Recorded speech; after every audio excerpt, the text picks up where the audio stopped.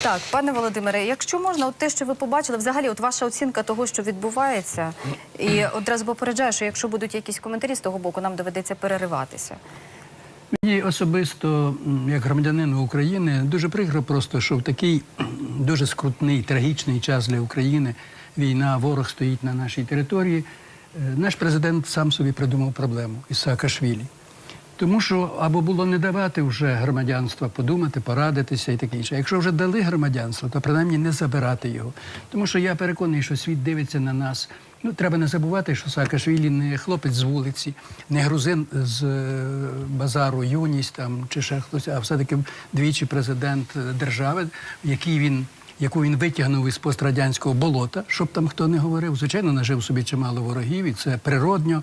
І той, хто хоче робити радикальні реформи в Україні, теж повинен бути готовий до того, що ворогів він намножить собі дуже і дуже багато, і це зрозуміло. Через те от самі ми вв'язалися в цю історію із Саакашвілі. Думаю, що абсолютно даремно. А сьогодні маємо проблему.